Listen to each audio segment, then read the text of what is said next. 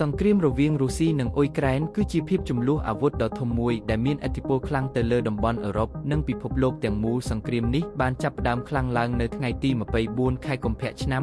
2022នៅពេលដែលរុស្ស៊ីបានចូលលុកលុយអ៊ុយក្រែនដោយយោធា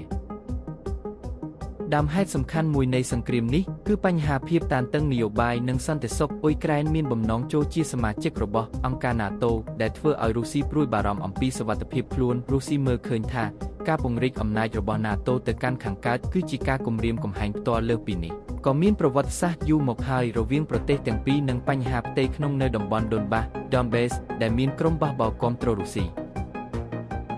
នៅដំណាក់កាលដំបូងរុស្ស៊ីបានវាយប្រហារទៅលើទីក្រុងធំរបស់អ៊ុយក្រែនរួមទាំងគីវប៉ុន្តែអ៊ុយក្រែនបានតស៊ូយ៉ាងខ្លាំងហើយទប់ស្កាត់ការរីកចម្រើនរបស់យោធារុស្ស៊ីបានខ្លះប្រទេសអ៊ុយក្រែនបានទទួលការគាំទ្រពីបណ្ដាប្រទេសលិចនិងសម្ព័ន្ធមិត្តដោយផ្ដល់អាវុធសេដ្ឋកិច្ចនិងជំនួយមនុស្សធម៌សង្គ្រាមនេះបានបង្កឲ្យមានការខូចខាតយ៉ាងធំធេងទាំងជីវិតមនុស្សនិងសេដ្ឋកិច្ចប្រជាពលរដ្ឋរាប់លាននាក់ត្រូវបានបង្ខំឲ្យភៀសខ្លួនចេញពីផ្ទះរបស់ពួកគេហើយហេដ្ឋារចនាសម្ព័ន្ធជាច្រើនត្រូវបានបំផ្លាញលើសពីនេះវាបានបង្កឲ្យមានវិបត្តិសេដ្ឋកិច្ចនិងថាមពលនៅលើពិភពលោកដោយសារការដាក់ទណ្ឌកម្មលើរុស្ស៊ីនិងការរំខានដល់ការផ្គត់ផ្គង់ប្រេងនិងឧស្ម័ន